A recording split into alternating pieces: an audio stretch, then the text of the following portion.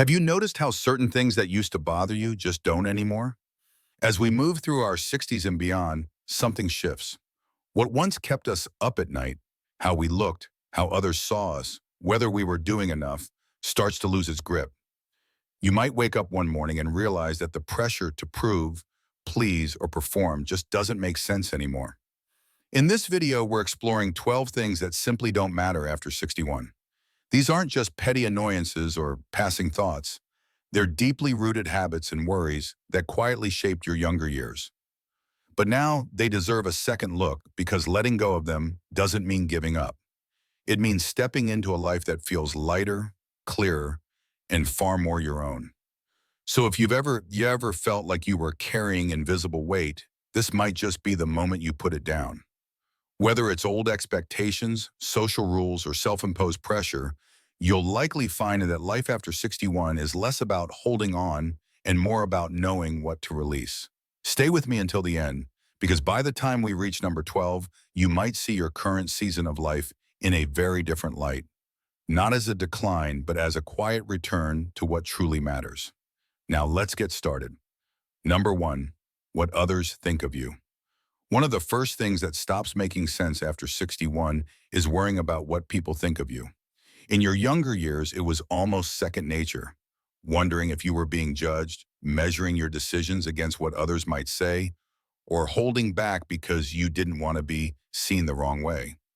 But somewhere along the way, that burden starts to feel unnecessary. You've lived enough, seen enough, and weathered enough to know that no one else walks in your shoes but you. There's a quiet freedom that comes with age, a kind of inner permission to be exactly who you are without dressing it up or toning it down. The need for approval fades, not because you stop caring entirely, but because you realize how little most people are actually paying attention. And even when they are, their opinion doesn't change your reality. Think about it. The friends who truly care about you aren't keeping score. They don't care if you wear the same shoes every day, if your laugh is a little louder now, or if you take a bit longer to finish your story. They care about your presence, your wisdom, and the way you make them feel. And those who do judge, most of the time, they're projecting their own insecurities onto you. It's not about becoming indifferent. It's about becoming grounded. You stop chasing the impossible dream of being liked by everyone and instead start showing up as yourself, fully and unapologetically. Whether it's the way you dress, what you choose to say, or how you spend your time, you begin to trust your own compass more than the crowd's reaction. And that trust, it changes everything. It shows in how you walk into a room, how you handle disagreements, even how you rest at night. You realize that fitting in is far less important than feeling at peace with who you've become. Number 2, chasing status or titles. Another thing that begins to lose its grip after 61 is the idea that titles or status define your worth. In the earlier chapters of life, so much energy gets poured into climbing ladders, earning recognition, or being seen as successful in the eyes of the world. Job titles, degrees, social standing, they all seem to carry this invisible weight. But as time passes, you start to notice something. Those labels don't stick the way they used to. You meet people who've done incredible things, and you realize that what makes them remarkable isn't what they've achieved. It's who they are when no one's watching. The truth is, after a certain point, people stop asking what you do and start noticing how you are. Are you kind? Are you grounded? Do you make others feel seen? At 61 and beyond, many people begin to redefine what success looks like. It's no longer about being the best in the room. It's about being the most present, the most compassionate, the most real. That constant push to be somebody turns into a quieter desire to be yourself, without the heavy armor of professional titles or social labels. And once that shift happens, the need to compete or compare fades away. You realize that your identity isn't tied to a resume, a paycheck, or how many people recognize your name. In fact, some of the happiest, most fulfilled people in their 70s and 80s are the ones who let go of all that noise and just focused on living well. If you're still watching this video and finding these insights valuable, please comment number 2 below to let me know you're here. And if you haven't subscribed yet, I recommend you subscribe and turn on the bell so you don't miss any videos. Your support helps us continue creating good content to inform and inspire you. Now let's move forward. Number 3, keeping toxic relationships. After 61, one of the most liberating truths is this: you no longer have to keep people in your life just because they have always been there. The idea that longevity equals loyalty starts to unravel. Whether it's an old friend who drains your energy, a family member who constantly disrespects your boundaries, or someone who just brings more stress than peace, you begin to realize that time is too precious to be spent managing relationships that hurt more than help.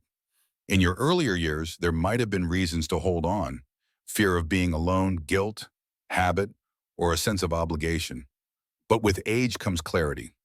You start to notice how your body reacts around certain people: the tension in your shoulders, the forced laughter, the way you prepare yourself emotionally before seeing them.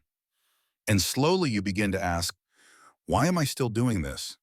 Letting go of toxic relationships doesn't mean you're unforgiving or cold-hearted. It means you're finally putting your well-being first. It means you've earned the right to choose peace over pretense, clarity over confusion, and joy over just surviving. Many older adults describe a kind of emotional spring cleaning that happens naturally. You begin to prioritize quality over quantity. Instead of a wide circle full of shallow or stressful interactions, you seek out a few meaningful, mutual connections that feel easy, warm, and real. You stop pretending, stop accommodating, and start honoring your own limits. And the beautiful part? Once you release what weighs you down, you make room for people who uplift you, see you, and accept you as you are. People who don't demand that you shrink or shift to make them comfortable. After 61, that kind of freedom becomes non-negotiable. Number 4, overcommitting your time. By the time you reach your early 60s, something becomes crystal clear. Your time is your most sacred currency, and overcommitting, saying yes out of habit, guilt, or pressure, starts to feel like giving away pieces of your life that you'll never get back. In your younger years, it might have felt necessary to show up everywhere, help everyone, or keep up with endless obligations. But after 61, that equation shifts. You begin to understand that your time is not just valuable, it's finite. There's a difference between being generous and being drained. And many older adults come to realize that constantly filling your calendar doesn't mean you're living fully. It often just means you're avoiding stillness. But in that stillness, you discover what truly matters: the long walks, the slow meals, the meaningful conversations that don't feel rushed. Those are the moments you start protecting fiercely. Overcommitting can sneak up in quiet ways: agreeing to help with something when your body's asking for rest, feeling bad about saying no to a social event, or pushing yourself to meet others' expectations at the expense of your own peace. But after a certain point, you begin to choose differently. You learn that saying no isn't selfish, it's wise. It's an act of self-respect. And something remarkable happens when you start honoring your limits. The people who really matter understand. They don't take it personally. They don't make you feel guilty, because they know that when you do show up, it's genuine, it's wholehearted, and it comes from a place of abundance, not obligation. One of the greatest gifts you can give yourself after 61 is the permission to be selective, to leave space on your calendar, to pause before saying yes. Because your time is not just something you spend, it's the way you honor your one and only life. Number 5, fighting every wrinkle or gray hair. One of the quietest forms of exhaustion is trying to erase every sign of age from your body. And after 61, many people start to ask, why? The creams, the hair dyes, the procedures, the pressure to look youthful, they all come from a world that hasn't caught up to the beauty of aging with grace.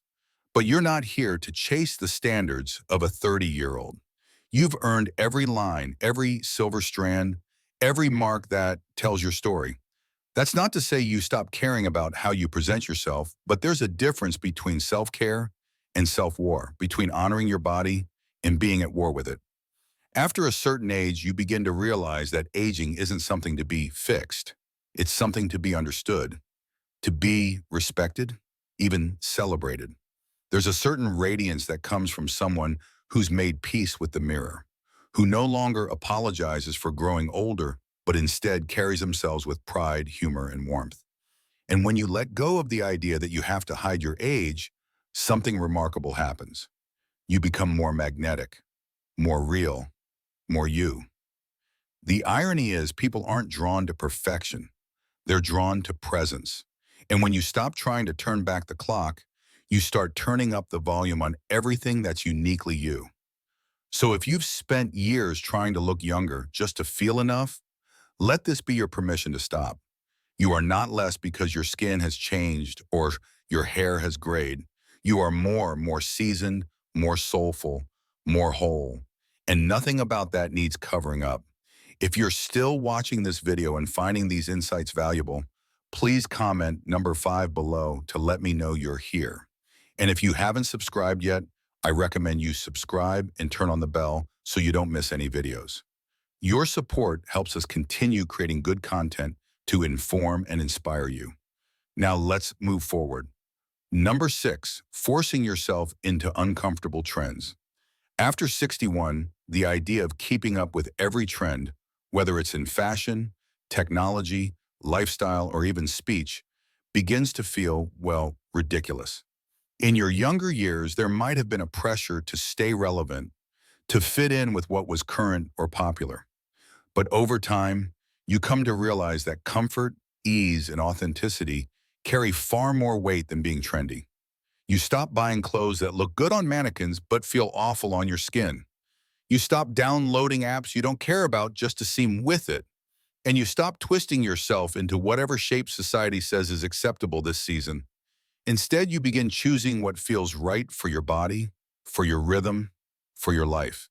You see, trends are fleeting, but style, the way you carry yourself, the way you live, the values you express, that's timeless.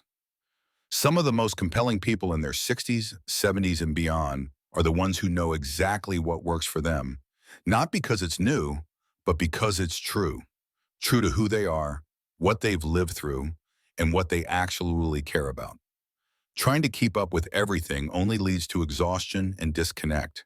And once you let go of that pressure, you create space for something much deeper. Alignment.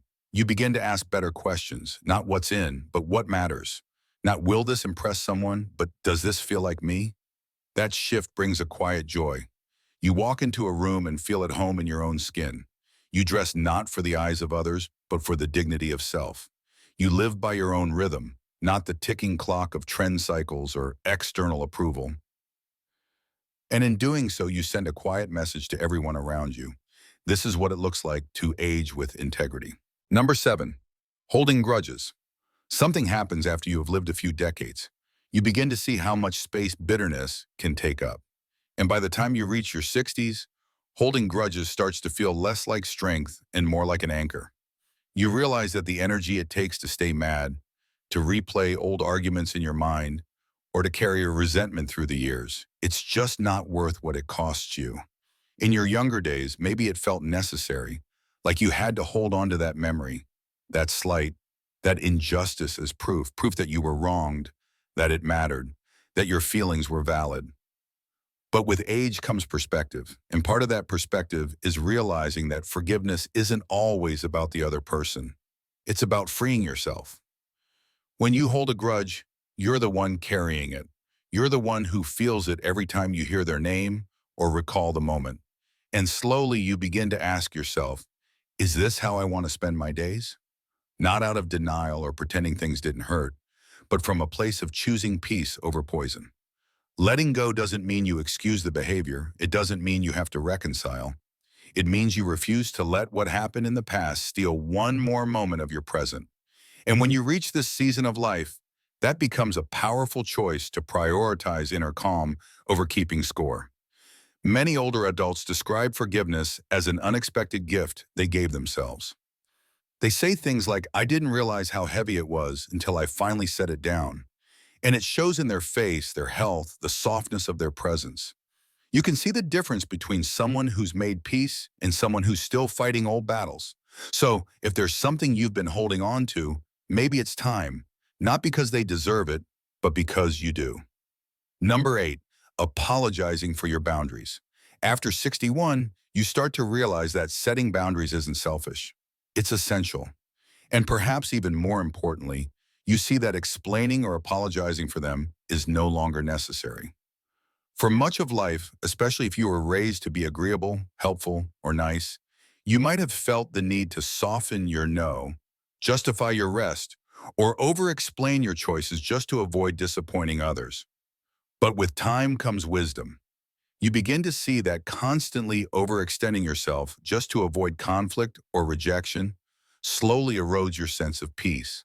And the truth is, people who respect you don't need explanations.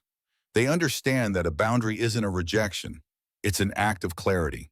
It's a way of saying, this is how I take care of myself so I can show up for what truly matters. There's tremendous strength in being able to say, no, I won't be able to, or that doesn't work for me, without scrambling to fill in excuses or reasons. You learn to leave space between your decisions and others' reactions because you know, deep down, that your life isn't a group project. It's yours.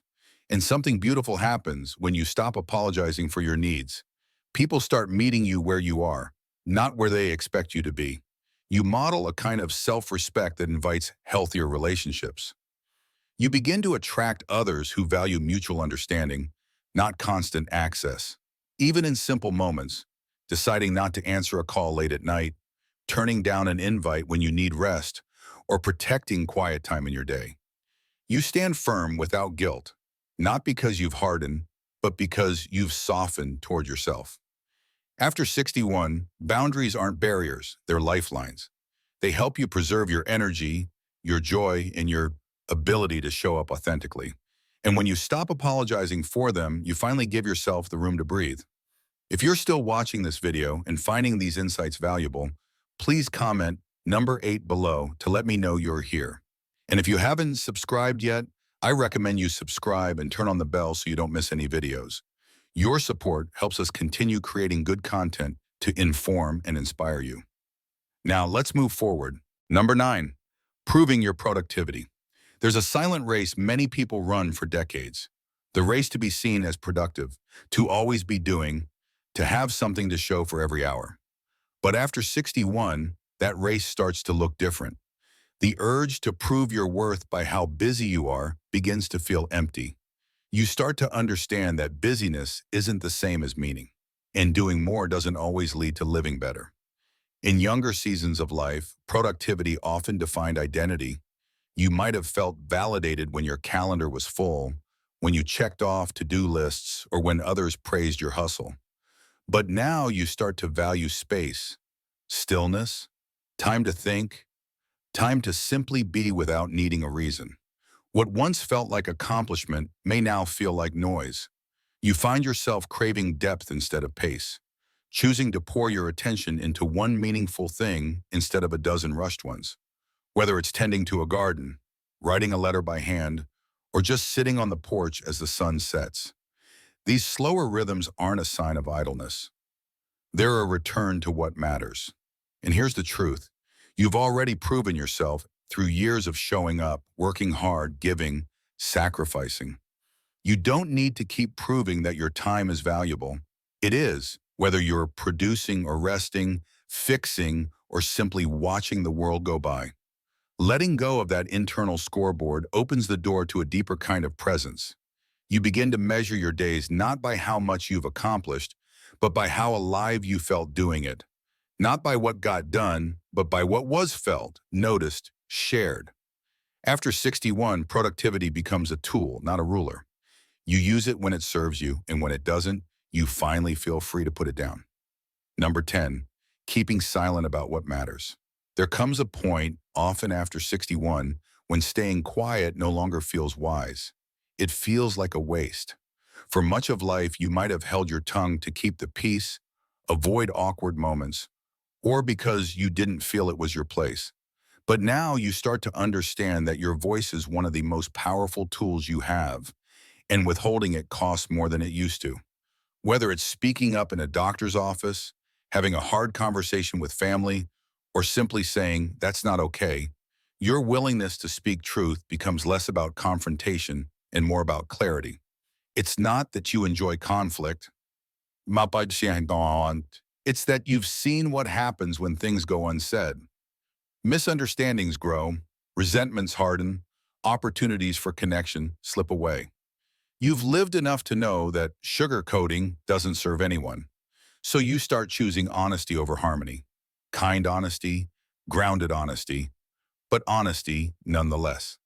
You realize that speaking your mind doesn't make you difficult. It makes you real. It helps others see the full picture instead of assuming one. And when you do speak, it carries weight. Not because you're loud, but because your words are backed by years of lived experience. People listen differently when they know you're not speaking for attention, but from intention. And the more you use your voice, the more others feel permission to use theirs too. So whether it's advocating for yourself, calling out something unfair, or simply expressing what you need, you stop editing your truth to make others comfortable. Not out of bitterness, but because you've realized that your silence won't save anyone, but your honesty just might. Number 11, comparing your life path to others. After 61, one of the most freeing realizations is this. There is no normal timeline, no official scoreboard, no universally approved checklist that tells you whether you have done life the right way. You begin to see how different everyone's journey really is and how much suffering comes from believing you should have done things like someone else. Maybe your neighbor, Emma, retired earlier. Maybe your old friend, Liam, remarried and found new love. Maybe someone else your age just traveled the world or started a business. And for a moment, you might wonder, did I miss something? But as you settle deeper into yourself, you recognize that this kind of comparison steals joy from the life you do have. Because your path wasn't supposed to look like theirs. It was never meant to. Every choice, every detour, every late start or unexpected pause shaped you in ways you couldn't have planned. The losses you endured, the people you cared for, the work you gave your heart to, it all mattered. Even if it didn't come with applause or picture-perfect moments. You stop asking, am I where I'm supposed to be? And start asking, am I being honest with myself now? And that shift allows you to appreciate your journey, not for how it looks on paper, but for how deeply it's changed you. Comparison fades and contentment rises, not because your life suddenly becomes perfect, but because it becomes yours again. And when you truly embrace that, your timeline is your own, everything feels lighter. The regrets soften, the pressure quiets, and you begin to live each day as its own chapter, not as a test against someone else's story, but as a quiet celebration of your own. Number 12, pretending you're not tired. There's a kind of performance that many people carry for decades, pushing through, powering on, smiling through fatigue as if rest were a luxury instead of a need. But after 61, pretending you're not tired starts to feel like a game you no longer want to play. And truthfully, you shouldn't have to. You've earned the right to rest without guilt, to sit down when your body asks you to say, I'm going to take it slow today, and mean it. The idea that your worth is tied to how long you can go without pause just doesn't hold up anymore. If anything, it begins to feel absurd. You see, fatigue isn't weakness, it's information. It's your body telling you that something needs care. And ignoring that message doesn't make you strong, it just makes the recovery longer. But when you start honoring your energy, noticing what drains you, what fills you, and what rhythms feel right, you start living in deeper alignment with yourself. This doesn't mean you stop moving or doing things that matter. It means you stop pretending. You stop apologizing for needing a nap, for skipping a gathering, or for saying, I just don't have it in me today. And instead of feeling shame, you feel relief. Relief that you've stopped treating your body like a machine and started treating it like a companion. The people around you benefit from that honesty too. It gives them permission to slow down, to listen to their own needs, to show up more fully when they're rested. After 61, you begin to understand that pacing yourself isn't falling behind. It's choosing sustainability over burnout. And there's nothing lazy about that. It's wise. It's intentional. It's what your next years deserve. As we wrap up this video, take a quiet moment to reflect on what resonated with you most. Was there one idea that felt especially true? One burden you realize you've been carrying a little too long? Or maybe a shift you've already begun to feel deep in your bones but hadn't quite named yet? The truth is, after 61, So much of what once felt urgent or important begins to fade, and what remains, the peace, the clarity, the honesty, is what you've been moving toward all along. Letting go of what no longer makes sense isn't about giving up. It's about returning to yourself, to what matters, to the kind of life that feels lived, not just managed. So here's a question for you. Which one of these 12 things are you most ready to release? Or maybe which one have you already let go of, and how did it change you? I'd love to hear your thoughts. Thank you for joining us today. We'd love to hear from you. Leave a comment below and share one thing you learned today and how you plan to use it in your life. Your thoughts are important to us, so don't hesitate to share them. Reading your comments gives us great motivation and encouragement. If you enjoyed this video and found it helpful, please like, subscribe, and share. Your support helps us continue creating good content to inform and inspire you. Thanks for watching, and we look forward to seeing you in the next video.